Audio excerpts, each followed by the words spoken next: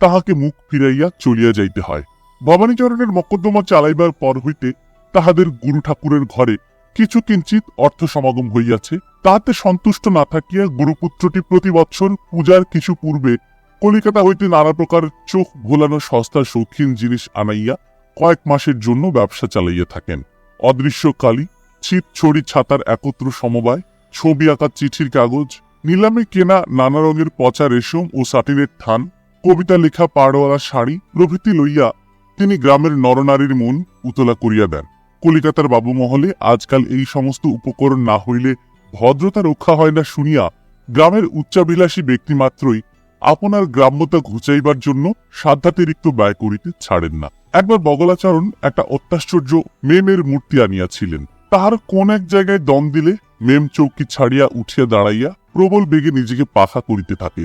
এই বিজন পরায়ণ গ্রীষ্মকাতর মেম মূর্তিটির প্রতি কালীপদর অত্যন্ত লোভ জন্মিল। কালীপদ তাহার মাকে বেশ চেনে, এই জন্য মার কাছে কিছু না বলিয়া ভবানীচরণের কাছে করুণ কণ্ঠে আবেদন। ভবানীচরণ তখনই উদারভাবে তাহাকে আশ্বস্ত করিলেন, কিন্তু তাহার দাম শুনিয়া তাহার মুখ শুকাইয়া গেল। টাকা কুড়ি আদায় করেন রাসমণি, তহবিল তাহার কাছে, খরচও তাহার হাত দিয়েই হয়। ভবানীচরণ ভিখারির মতো তাহার অন্নপূর্ণার দ্বারে গিয়ে উপস্থিত হইলেন। প্রথমে বিস্তর অপ্রাসঙ্গিক কথা আলোচনা করিয়া অবশেষে একসময় ধা করিয়া আপনার মনের ইচ্ছাটা বলিয়া ফেলিলেন। রাসমণি অত্যন্ত সংক্ষেপে বলিলেন, পাগল হয়েছ? ভবানীচরণ চুপ করিয়া খানিকক্ষণ ভাবিতে লাগিলেন। তারপর হঠাৎ বলিয়া উঠিলেন, আচ্ছা দেখো, ভাতের সঙ্গে তুমি যে রোজ আমাকে ঘি আর পায়েস দাও, সেটার তো আর প্রয়োজন নেই। রাসমণি বলিলেন, প্রয়োজন নেই তো কি? ভবানীচরণ কহিলেন, কবিরাজ বলে ওতে পিত্তবৃদ্ধি হয়। রাসমণি তীক্ষ্ণভাবে মাথা নাড়িয়া কহিলেন, তোমার কবিরাজ তো সব জানে। ভবানীচরণ কহিলেন, আমি তো বলি রাতে আমার লুচি বন্ধ করে ভাতের ব্যবস্থা করে দিলে ভালো হয়, ওতে পেট ভার করে। রাসমণি কহিলেন, পেট ভার করে তো আজ পর্যন্ত তোমার কোনো অনিষ্ট হতে দেখলাম না, জন্ম থেকে তো লুচি খেয়েই মানুষ। ভবানীচরণ সর্বপ্রকার ত্যাগ স্বীকার করিতেই প্রস্তুত, কিন্তু সেদিকে ভারী কড়াক্কর। ঘিয়ের দর বাড়িতেছে, তবু লুচির সংখ্যা ঠিক সমানিয়া। মধ্যাহ্ন ভোজনে পায়েসটা যখন আছেই, তখন দইটা না দিলে কোনো ক্ষতিই হয় না। কিন্তু বাহুল্য হইলেও এ বাড়িতে বাবুরা বরাবর দই পায়েস খাইয়া আসিয়াছেন। কোনদিন ভবানীচরণের ভোগে সেই চিরন্তন দধির অনটন দেখিলে রাসমণি কিছুতেই তাহা সহ্য করিতে পারেন না। অতএব গায়ে হাওয়া লাগানো সেই মেমমুট ভবানীচরণের দই পায়েস ঘি লুচির কোন ছিদ্রপথ দিয়া যে প্রবেশ করিবে, এমন উপায় দেখা গেল না। ভবানীচরণ তাহার গুরুপুত্রের বাসায় একদিন যেন নিতান্তই অকারণেই গেলেন এবং বিস্তর অপ্রাসঙ্গিক কথার পর সেই মেমের খবরটা জিজ্ঞাসা করি। তার বর্তমান আর্থিক দুর্গতির কথা বগলাচরণের কাছে গোপন থাকিবার কোনো কারণ নাই, তাহা তিনি জানেন। তবু আজ তাহার টাকা নাই বলিয়া ওই একটা সামান্য খেলনা তিনি তাহার ছেলের জন্য কিনিতে পারিতেছেন না, এই কথার আভাস দিতেও তাহার যেন মাথা ছিঁড়িয়া পড়িতে লাগিল। তবু দুঃসহ সংকোচকেও অধকৃত করিয়া তিনি তাহার চাদরের ভিতর হইতে কাপড়ে মোড়া একটি দামি পুরাতন জামিয়ার বাহির রুদ্ধপ্রায় কণ্ঠে কহিলেন, সময়টা কিছু খারাপ পড়েছে, নগদ টাকা হাতে বেশি নেই, তাই মনে করেছি এই জামিয়ারটি তোমার কাছে বন্ধক রেখে সেই পুতুলটা কালীপদের জন্য নিয়ে যাব। জামিয়ারের চেয়ে অল্প দামের কোনো জিনিস যদি হইত তবে বগলাচরণের বাধিত, কিন্তু সে জানিত এটা হজম করিয়া উঠিতে পারিবে না। গ্রামের লোকেরা তো নিন্দা করিবেই, তাহার উপরে রাসমণির রসনা হইতে যাহা বাহির হইবে তাহা সরস হইবে। জামিয়ারটিকে পুনরায় চাদরের মধ্যে গোপন করিয়া হতাশ হইয়া ভবানীচরণকে ফিরিতে। কালীপদ পিতাকে রোজ জিজ্ঞাসা করে, বাবা আমার সেই মেমের কি হলো? ভবানীচরণ রোজই হাসিমুখে বলেন, রোসো এখনই কি, সপ্তমীর পূজার দিন আগে আসুক। প্রতিদিনই মুখে হাসি টানিয়া আনা দুঃসাধ্যকর হইতে লাগিল। আজ চতুর্থ। ভবানীচরণ অসময়ে অন্তপুরে কি একটা ছুতা করিয়া গেলেন, যেন হঠাৎ কথা প্রসঙ্গে রাসমণিকে বলিয়া উঠিলেন, দেখো আমি কয়দিন থেকে লক্ষ্য করে দেখছি কালীপদর শরীরটা যেন দিন দিন খারাপ হয়ে যাচ্ছে। রাসমণি কহিলেন, পালাই, খারাপ হতে যাবে কেন? ওর তো আমি কোনো অসুখ দেখি না। ভবানীচরণ কহিলেন, দেখো নাই, ও চুপ করে বসে থাকে, কি যেন ভাবে। রাসমণি কহিলেন, ও একদণ্ড চুপ করে বসে থাকলে তো আমি বাঁচতাম, ওর আবার কিসের ভাবনা, কোথায় কি দুষ্টামি করতে হবে সেই কথাই ভাবে। দুর্গ প্রাচীরের এদিকটাতেও কোনো দুর্বলতা দেখা গেল না। পাথরের উপর গোলার দাগও বসে। নিঃশ্বাস ফেলিয়া মাথায় হাত বুলাইতে বুলাইতে ভবানীচরণ বাহিরে চলিয়া আসিলেন। একলা ঘরের দাওয়ায় বসিয়া খুব কষিয়া তামাক খাইতে লাগিলেন। পঞ্চমীর দিনে তাহার পাতে দই পায়েস অমনি পড়িয়া রহিল। সন্ধ্যাবেলায় শুধু একটা সন্দেশ খাইয়া জল খাইলেন, লুচি ছুঁইতে পারিলেন না। বলিলেন, ক্ষুধা একেবারেই নাই। এবারে দুর্গ প্রাচীরে মস্ত একটা ছিদ্র দেখা দিল। ষষ্ঠীর দিনে রাসমণি স্বয়ং কালীপদকে নিভৃতে ডাকিয়া লইয়া তাহার আদরের ডাকনাম ধরিয়া বলিলেন, ভেটু, তোমার এত বয়স হয়েছে, তবু তোমার অন্যায় আবদার ঘুচল না। ছি ছি, যেটা পাবার উপায় নেই সেটাকে লোভ করলে অর্ধেক চুরি করা হয়, তা জানো? কালীপদ নাকেশ্বরে কহিল, আমি কি জানি, বাবা যে বলেছেন ওটা আমাকে দেবেন। তখন বাবার বলার অর্থ কি রাসমণি তাহা কালীপদকে বুঝাইতে লাগিলেন। পিতার এই বলার মধ্যে যে কত স্নেহ, কত বেদনা, অথচ এই জিনিসটা দিতে হইলে তাহাদের দরিদ্র ঘরের কত ক্ষতি, কত দুঃখ, তাহা অনেক করিয়া বুঝ। রাসমণি এমন করিয়া কোনদিন কালীপদকে কিছু বুঝান নাই। তিনি যাহা করিতেন খুব সংক্ষেপে এবং জোরের সঙ্গেই করিতেন। কোনো আদেশকে নরম করিয়া তুলিবার আবশ্যকই তাহার ছিল না। সেই জন্য কালীপদকে তিনি যে আজ এমনই মিনতি করিয়া এত বিস্তারিত করিয়া কথা বলিতেছেন, তাহাতে সে আশ্চর্য হইয়া গেল। এবং মাতার মনের এক জায়গায় যে কতটা দরদ আছে, বালক হইয়াও একরকম করিয়া সে তাহা বুঝিতে পারিল। কিন্তু মেমের দিক হইতে মন এক মুহূর্তে ফিরাইয়া আনা কত কঠিন, তাহা বয়স্ক পাঠকদের বুঝিতে কষ্ট হইবে না। তাই কালীপদ মুখ অত্যন্ত গম্ভীর করিয়া একটা কাঠি লইয়া মাটিতে আঁচড় কাটিতে লাগিল। তখন রাসমণি আবার কঠিন হইয়া উঠিলেন, কঠোর স্বরে কহিলেন, তুমি রাগী করো আর কান্নাকাটি করো, যা পাবার নয় তা কোনো মতেই পাবে না। এই বলিয়া আর বৃথা সময় নষ্ট না করিয়া দ্রুত পদে গৃহকর্মে চলিয়া গেলেন। কালীপদ বাহিরে গেল। তখন ভবানীচরণ একলা বসিয়া তামাক খাইতেছিলেন। দূর হইতে কালীপদকে দেখিয়াই তিনি তাড়াতাড়ি উঠিয়া যেন একটা বিশেষ কাজ আছে এমনিভাবে কোথায় চলিলেন। কালীপদ ছুটিয়া আসিয়া কহিল, বাবা, আমার সেই মেয়ে।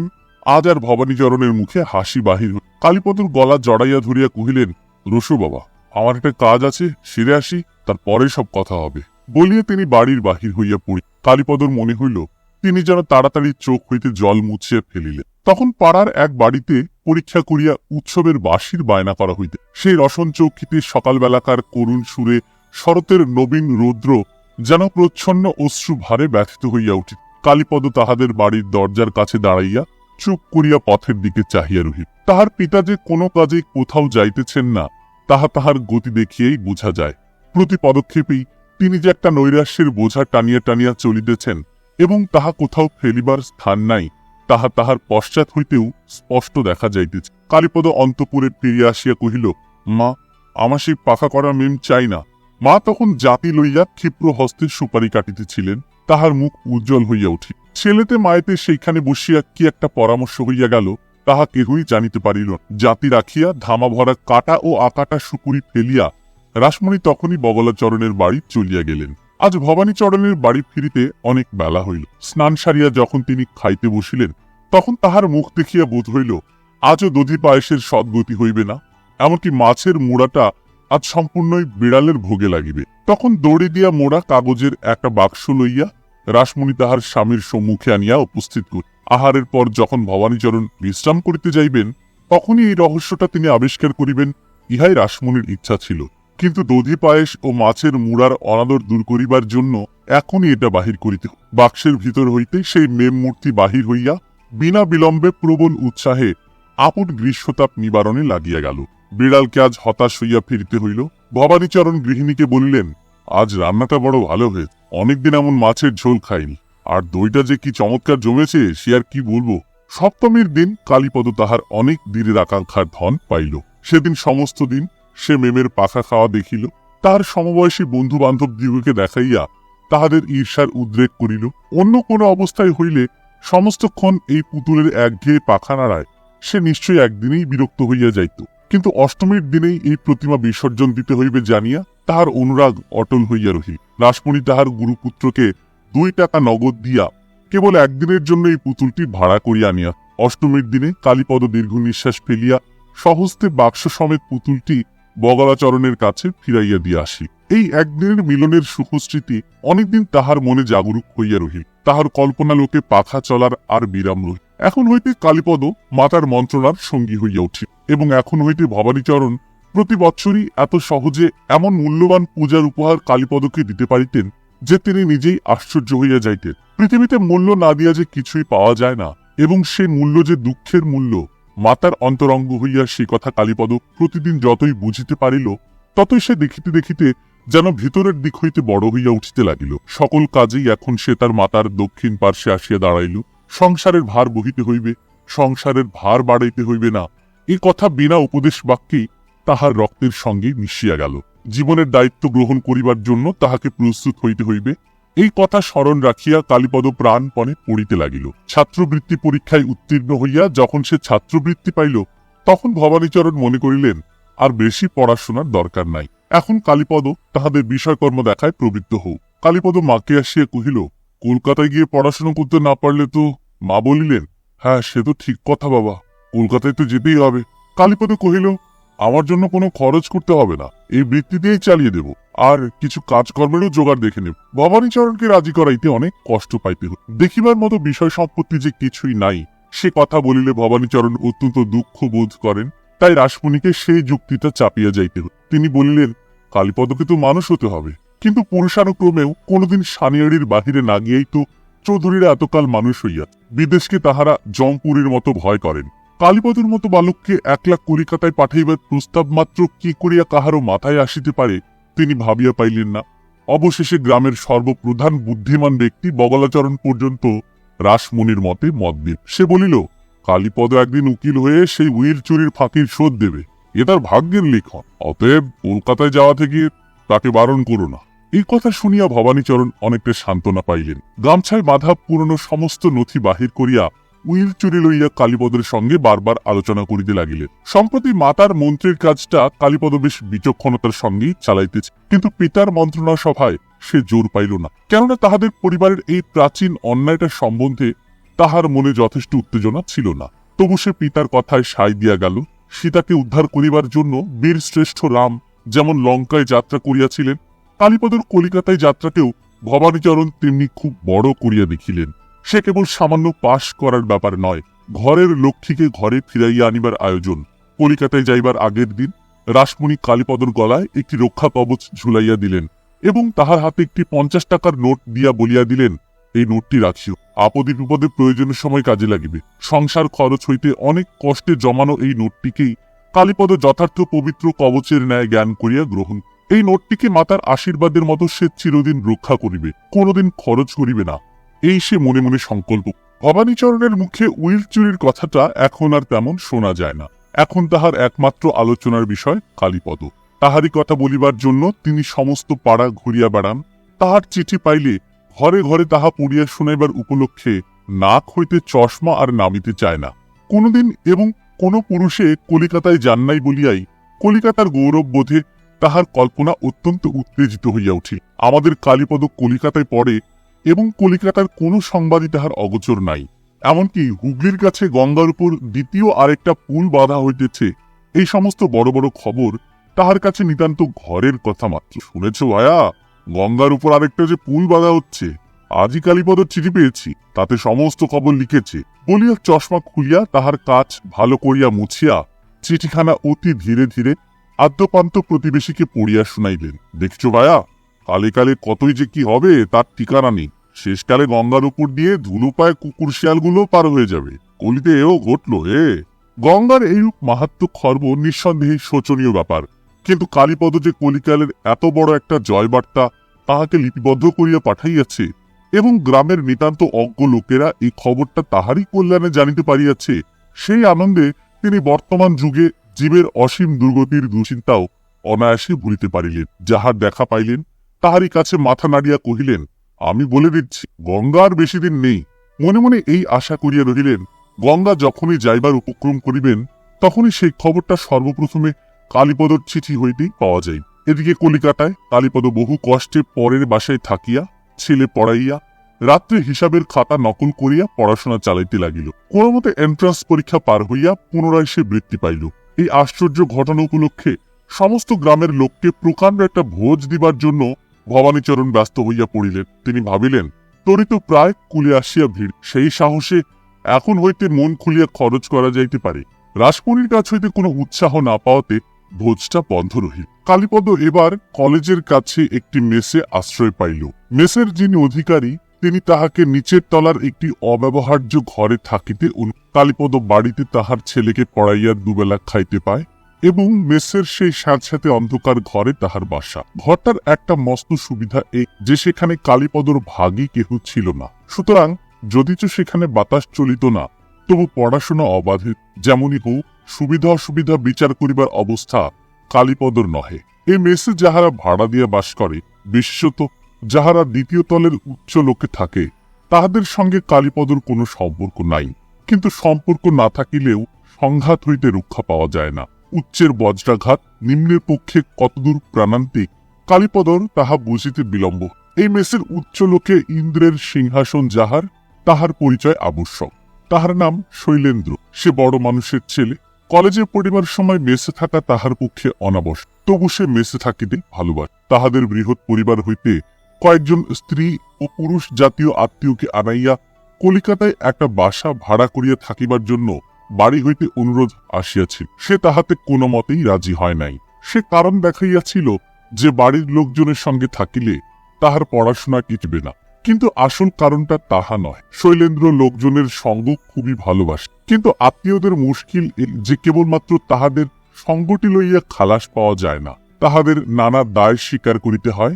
তাহার সম্বন্ধে এটা করিতে নাই, তাহার সম্বন্ধে ওটা না করিলে অত্যন্ত নিন্দার কথা। এই জন্য শৈলেন্দ্রের পক্ষে সকলের চেয়ে সুবিধার জায়গা, সেখানে লোক যথেষ্ট আছে, অথচ তাহার উপর তাহাদের কোনো ভার নাই। তাহারা আসে যায়, হাসে, কথা কয়। তাহারা নদীর জলের কেবলই বহিয়া চলিয়া যায়, অথচ কোথাও লেশ মাত্র দ্রুহ রাখেন। শৈলেন্দ্রের ধারণা ছিল সে লোক ভালো, যাহাকে বলে সহৃদয়। সকলেই জানেন এই ধারণাটির মস্ত সুবিধা এই যে নিজের কাছে ইহাকে বজায় রাখিবার জন্য ভালো লোক হইবার কোনো দরকার পড়ে না। অহংকার জিনিসটা হাতি ঘোড়ার মত, তাহাকে নিতান্তই অল্প খরচে ও বিনা খোরাকে বেশ মোটা করিয়া রাখা যায়, কিন্তু শৈলেন্দ্রের ব্যয় করিবার সামর্থ্য ও প্রবৃত্তি। এই জন্য আপনার অহংকারটাকে সে সম্পূর্ণ বিনা খরচে চড়িয়া খাইতে দিত। দামি খোরাক দিয়া তাহাকে সুন্দর সুসজ্জিত করিয়া রাখিয়াছি। বস্তুত শৈলেন্দ্রের মনে যথেষ্ট দয়া আছে। লোকের দুঃখ দূর করিতে সে সত্যই ভালোবাসিত, কিন্তু এত ভালোবাসিত যে যদি কেহ দুঃখ দূর করিবার জন্য তাহার শরণাপন্ন না হইত, তাহাকে সে বিধিমতে দুঃখ না দিয়া ছাড়িত। তাহার দয়া যখন নির্দয় হইয়া উঠিত, তখন বড় ভীষণ আকার ধারণ। মেসের লোকদিগকে থিয়েটার দেখানো, পাঠা খাওয়ানো, টাকা ধার দিয়া সেই কথাটাকে সর্বদা মনে করিয়া না রাখা তাহার দ্বারা প্রায়ই। নবপরিণীত মুগ্ধ যুবক পূজার ছুটিতে বাড়ি যাইবার সময় কলিকাতার বাসা খরচ সমস্ত শোধ করিয়া যখন নিঃস্ব হইয়া পড়িত, তখন বধূর মনোহরণের উপযোগী শৌখিন সাবান এবং এসেন্স আর তারই সঙ্গে এক আধখানি হালের আমদানি বিলাতি ছিটের জ্যাকেট সংগ্রহ করিবার জন্য তাহাকে অত্যন্ত বেশি দুশ্চিন্তায় পড়িতে। শৈলেনের সরুচির উপর সম্পূর্ণ নির্ভর করিয়া সে বলিত, তোমাকে কিন্তু ভাই পছন্দ করে দিতে হবে। দোকানে তাহাকে সঙ্গে করিয়া লইয়া নিজে নিতান্ত সস্তা এবং বাজে জিনিস বাছিয়া তুলি। তখন শৈলেন তাহাকে ভর্ৎসনা করিয়া বলিত, আরে ছি ছি, তোমার কিরকম পছন্দ বলিয়া সবচেয়ে শৌখিন জিনিসটি টানিয়া তুলিত। দোকানদার আসিয়া বলিত, হ্যাঁ, ইনি জিনিস চেনেন বটে। খরিদ্দার দামের কথা আলোচনা করিয়া মুখ বিমর্ষ করিতেই শৈলেন দাম চুকাইবার অকিঞ্চিৎকর ভারটা নিজেই লইত। অপরপক্ষের ভুয়ো ভুয়ো আপত্তিতেও কর্ণপাত করিত। এমনই করিয়া যেখানে শৈলেন ছিল সেখানে সে চারদিকের সকলেরই সকল বিষয়ে আশ্রয় স্বরূপ হইয়া উঠিয়াছিল। কেহ তাহার আশ্রয় স্বীকার না করিলে তাহার সেই ঔদ্ধত্য সে কোনোমতেই সহ্য করিতে পারিত না। লোকের হিত করিবার শখ তাহার এতই প্রবল। বেচারা কালীপদ নিচের স্যাঁতস্যাঁতে ঘরে ময়লা মাদুরের উপর বসি একখানা ছেঁড়া গেঞ্জি পরিয়া বইয়ের পাতায় চোখ গুঁজিয়া দুলিতে দুলিতে পড়া মুখ, যেমন করিয়া হোক তাহাকে স্কলারশিপ পাইতেই হই। মা তাহাকে কলিকাতায় আসিবার পূর্বে মাথার দিব্যি দিয়া বলিয়া দিয়াছিলেন, বড় মানুষের ছেলের সঙ্গে মেশামেশি করিয়া সে যেন আমোদ প্রমোদে মাতিয়া না ওঠে। কেবল মাতার আদেশ বলিয়া নহে, কালীপদকে যে দৈন্য স্বীকার করিতে হইয়াছিল তাহা রক্ষা করিয়া বড় মানুষের ছেলের সঙ্গে মেলা তাহার পক্ষে অসম্ভব ছিল। সে কোনোদিন শৈলেনের কাছে ঘেঁষে নাই, এবং যদিও সে জানিত শৈলেনের মন পাইলে তাহার প্রতিদিনের অনেক দুরূহ সমস্যা এক মুহূর্তেই সহজ হইয়া যাইতে পারে, তবু কোনো কঠিন সংকটেও তাহার প্রসাদ লাভের প্রতি কালীপদর লোভ আকৃষ্ট হয় নাই। সে আপনার অভাব লইয়া আপনার দারিদ্র্যের নিভৃত অন্ধকারের মধ্যে প্রচ্ছন্ন হইয়া বাস গরিব হইয়া তবু দূরে থাকিবে, শৈলেন এই অহংকারটা কোনো মতেই সহিতে পারিল না।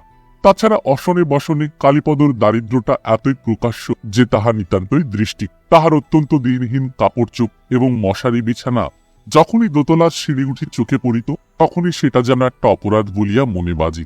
ইহার পরে তাহার গলায় তাবিজ ঝুলানো এবং সে 2 সন্ধ্যা যথাবিধি আননি, তাহার এই সকল অদ্ভুত গ্রাম্যতা উপরের দলের পক্ষে বিষম হাস্য। শৈলেনের পক্ষের 2-1টি লোক এই নিভৃতবাসী নিরীহ লোকটির রহস্য উদ্ঘাটন করিবার জন্য 2-4 দিন তাহার ঘরে আনাগত, কিন্তু এই মুখ চোরা মানুষের মুখ তাহারা খুঁজতে পারিল। তাহার ঘরে বেশিক্ষণ বসিয়া থাকা সুখকর নহে, স্বাস্থ্যকর তো নয়, কাজেই ভঙ্গ দিতে। তাহাদের পাঁঠার মাংসের ভোজে এই অকিঞ্চনকে একদিন আহ্বান করিলে সে নিশ্চয় কৃতার্থ, এই কথা মনে করিয়া অনুগ্রহ করিয়া একদা নিমন্ত্রণ পত্র পাঠানো হইল। কালীপদ জানাইল, ভোজের ভোজ্য সহ্য করা তাহার সাধ্য, তাহার অভ্যাস।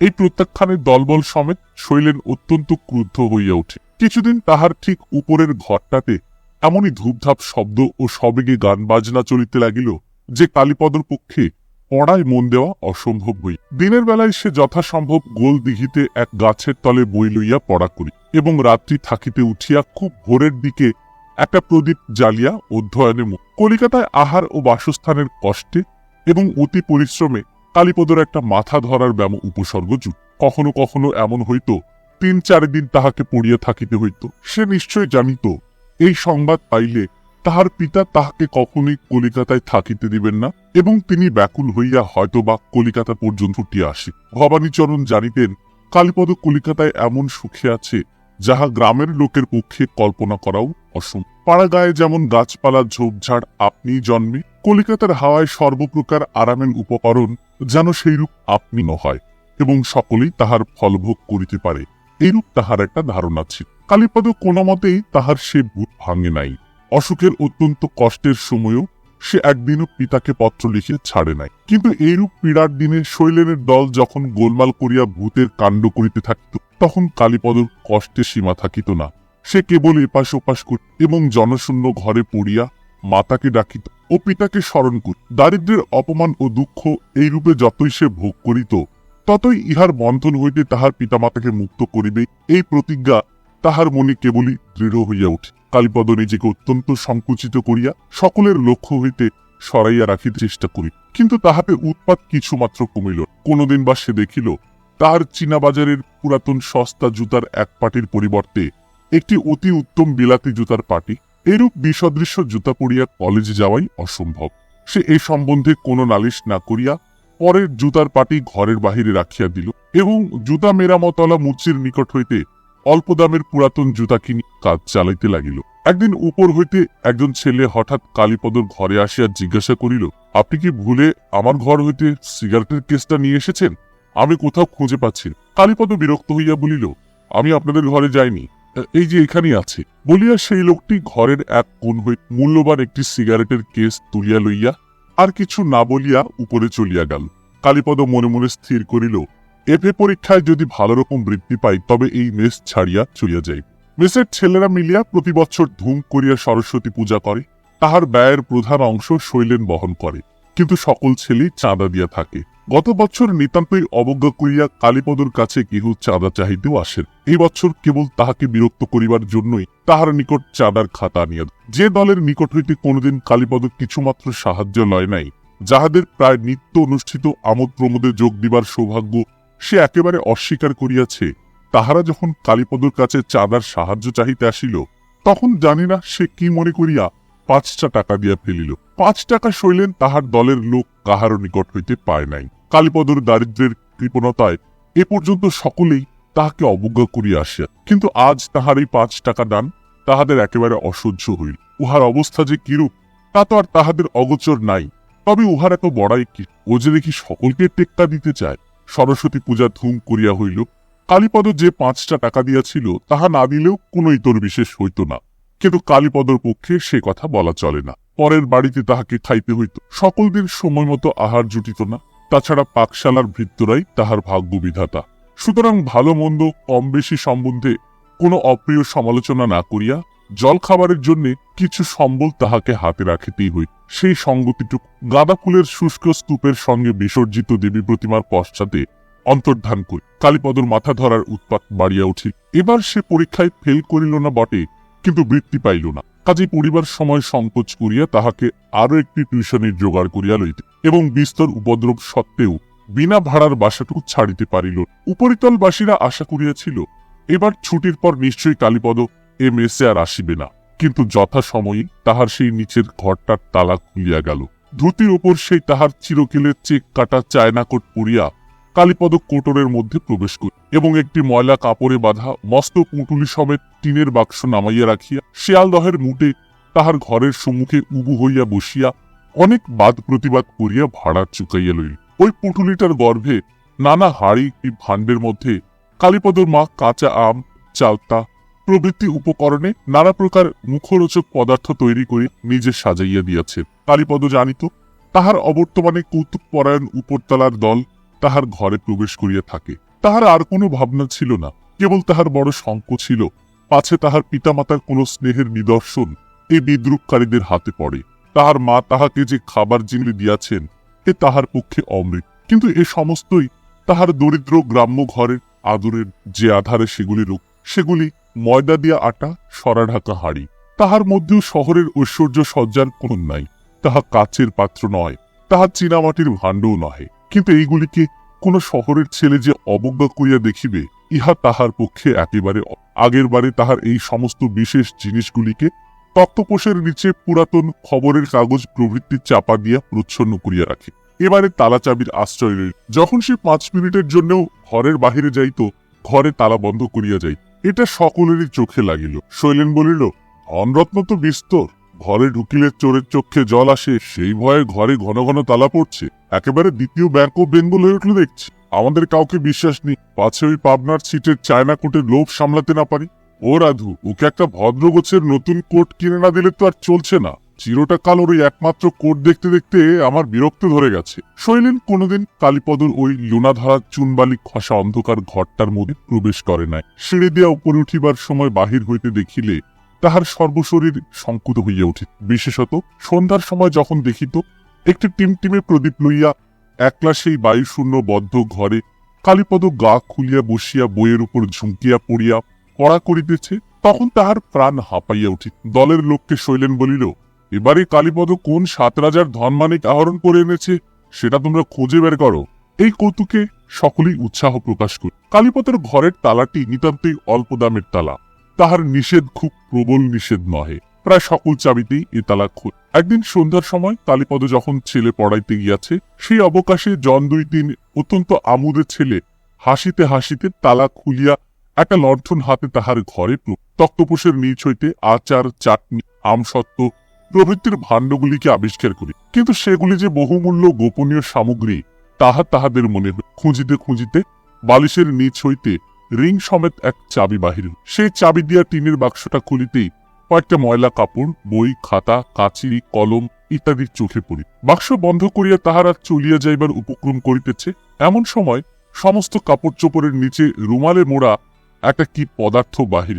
রুমাল খুলিতেই ছেঁড়া কাপড়ের মোড়ক দেখা দিল।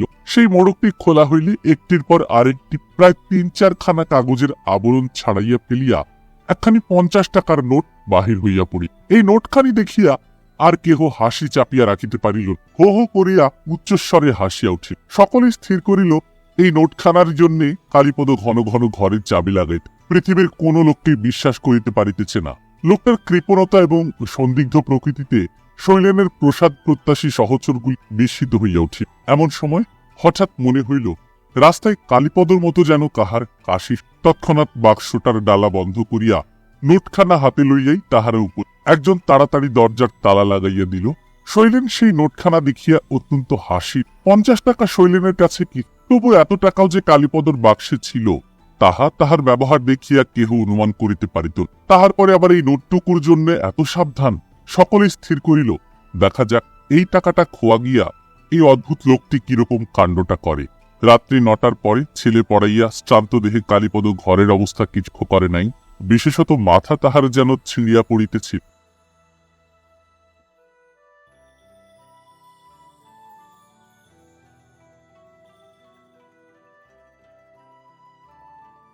I can feel